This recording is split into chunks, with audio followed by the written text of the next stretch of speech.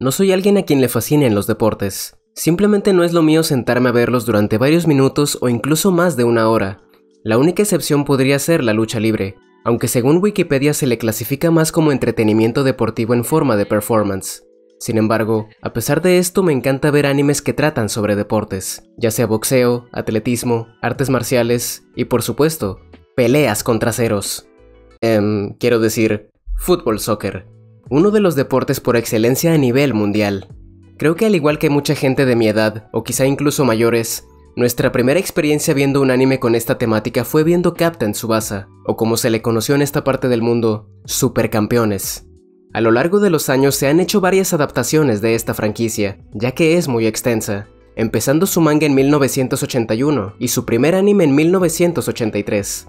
Yo creo que esta adaptación fue la que muchos vieron, pero en mi caso, la que me pasaba viendo en la tele e incluso años después en internet, en aquella época cuando se subían animes a YouTube en 2 o 3 partes, fue la serie de Road to 2002, o Camino al Mundial del 2002, en la que Tsubasa, u Oliver, recordaba su infancia y adolescencia y todas las experiencias que vivió durante estas épocas de su vida relacionadas con el fútbol, y a su vez podíamos ver cómo él y varios de sus antiguos compañeros y rivales se iban preparando en su camino para ser jugadores profesionales, esto con el propósito de representar a su país, Japón, en el Mundial del 2002. Este arco argumental fue el último que se adaptó en aquel lejano año del 2002, y terminando su emisión en el año 2002. Durante mucho tiempo esto fue todo lo que se tuvo de esta franquicia, al menos que yo sepa. Si alguien sabe si se hicieron más me lo puede dejar en los comentarios. Y no fue hasta el 2018 que tendríamos un reinicio de la franquicia en formato de anime, llamado simplemente Captain Tsubasa, o Captain Tsubasa 2018, para diferenciarlo de la serie de los 80s. No recuerdo si lo vi por primera vez en ese año o al año siguiente, pero al verlo me hizo revivir momentos de mi infancia en los que veía ese anime, disfrutando de las aventuras y desafíos por los que pasaba el buen Oliver Atom. Se me hizo una adaptación que conservaba bastante la esencia de lo que debe ser Supercampeones. Que por cierto, ahora que menciono a Oliver, algo muy curioso de lo que me di cuenta hace algunos años, creo que cuando iba a la secundaria, es que todos o casi todos los nombres de los personajes eran muy diferentes a su versión original.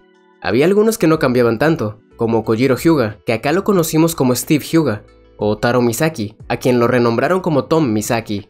Pero hay otros que de plano no tienen nada que ver con sus nombres en japonés. El más claro ejemplo de esto que se me viene a la mente es Genso Wakabayashi, que en el doblaje latino le pusieron Benji Price. Creo que cuando mencione algún personaje lo mejor será ir alternando entre ambos nombres, para que todos nos entendamos bien. O quizá no, no sé, ya veremos qué pasa. Porque también eso, después de casi 30 años con esos nombres erróneos, pero ya demasiado establecidos e incrustados en la mente de todos, decidieron ahora sí usar los nombres originales y ser completamente fieles a lo escuchado en japonés. No los culpo por eso, porque de hecho, que yo sepa, dicen todos los nombres tal cual como son originalmente, y estos cambios me imagino que han de ser porque el cliente así lo quiso. Pero bueno, ya adentrándonos un poco en el anime, Captain Tsubasa trata sobre un chico llamado Tsubasa Ozora que tiene una gran pasión por el furbo. Tanto es... puta madre. Furbo. Tanto es así que incluso te muestran que en su infancia sobrevivió a que casi lo atropellaran, gracias a que su balón amortiguó el golpe y la caída, lo cual le salvó la vida. Mira, no le pasó nada, lo salvó la Virgen de Guadalupe. Varios años después, cuando nuestro protagonista ya va casi terminando la primaria, se muda, y es ahí donde conoce a un chico de la primaria Nankatsu llamado Ryo Ishizaki, o Bruce Harper, quien quería recuperar el campo de fútbol de su equipo. A Tsubasa esto le llama la atención, más que nada porque el portero al que estaban enfrentando, Genso Wakabayashi, era increíblemente bueno, así que decidió retarlo, y después de mucho esfuerzo, logró marcarle un gol, hiriendo su orgullo. El prota tenía pensado inicialmente inscribirse en la primaria Shutetsu, es decir, la primaria a la que asistía Wakabayashi, pero al tener tantas ganas de enfrentarlo nuevamente, decidió mejor cambiarse a Nankatsu, debido a que estas dos escuelas se enfrentan durante un festival que se celebra cada año. A partir de ahí el anime nos va mostrando cómo Tsubasa va progresando, con ayuda de Roberto Hongo, o Roberto Cediño, un exjugador de la selección de Brasil el cual se retiró debido a que le diagnosticaron un desprendimiento de retina. Este los entrena para que mejoren aunque sea un poco, y así hasta que finalmente consiguen llegar al torneo nacional de Japón a nivel primaria. Este primer arco se enfoca más en este torneo que les menciono, y el cómo los de Nankatsu tienen que superar varios retos y adversarios, como son los hermanos Tachibana, Kojiro Hyuga, Jun Misugi o Andy Johnson. Y si hablo de Captain Tsubasa, tengo que hablar de las técnicas o tiros especiales. En este primer arco no hay tantos, porque los protagonistas todavía son muy jóvenes, pero hay un par que me gustaría destacar. Para empezar, Tsubasa aprende de Roberto la chilena, la cual logró dominar bastante rápido, y es un deleite el ver siempre que realiza un tiro con esta técnica.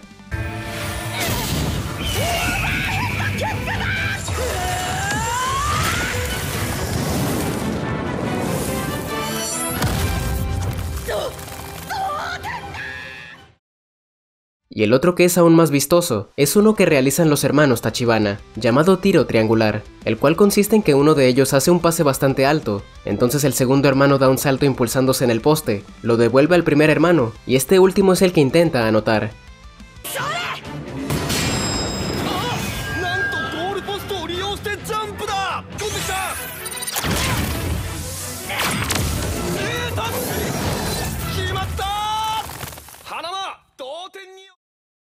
Sobre los hermanos Tachibana pasa algo muy curioso en el antiguo doblaje latino, porque ahí se les nombra como los hermanos Koryoto. A primera escucha te podría sonar japonés ese nombre, o como que no hay nada raro. Sin embargo, como ya se habrán dado cuenta, no es el nombre original de estos personajes. La razón de este cambio la comentó Lalo Garza en el podcast Rayos X. Hay una serie que se llama Supercampeones, no sé si alguna vez. Me encanta.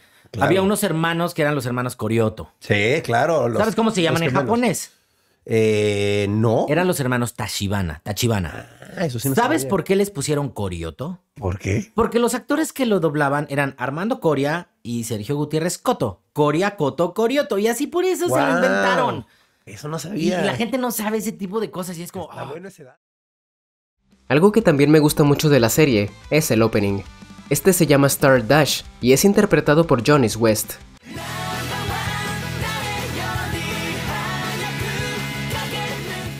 No confundir con el Star Dash de Love Live.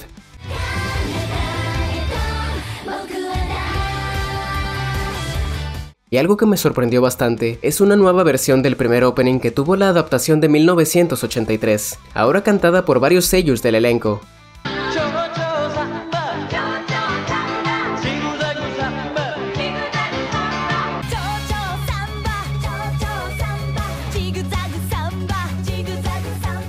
Ya por último, me gustaría comentar que es muy divertido ver cómo todo el equipo protagonista va superando a todos los rivales que se van encontrando, a pesar de las lesiones, discusiones, o que incluso en un momento un miembro del equipo marcó un autogol. Todo esto lograron superarlo gracias al trabajo en equipo y a la confianza que se tienen todos. Y más importante aún, la positiva influencia y el ánimo que les transmite Tsubasa a todos ellos.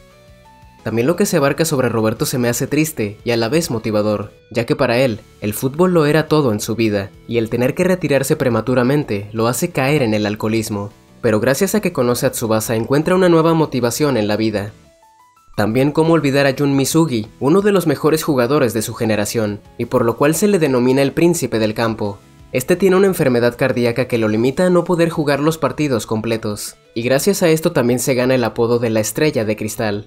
Es muy admirable cómo a pesar de su enfermedad continúa disfrutando el deporte y queriendo superar los retos que se le pongan enfrente.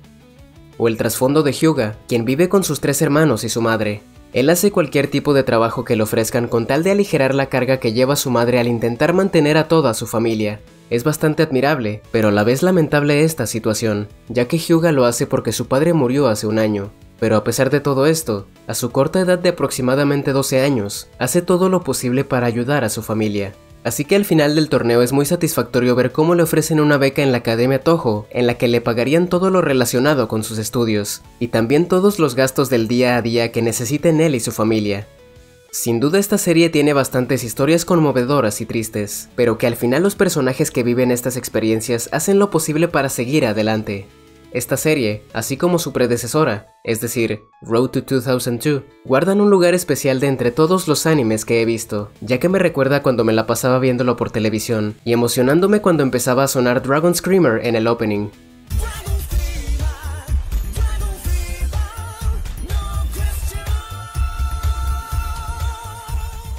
Pero también por el hecho de que lograron algo que para mí es increíble. Hacer que alguien como yo, a quien no le gusta mucho el fútbol, logre disfrutarlo, aunque sea en otro formato como es el anime.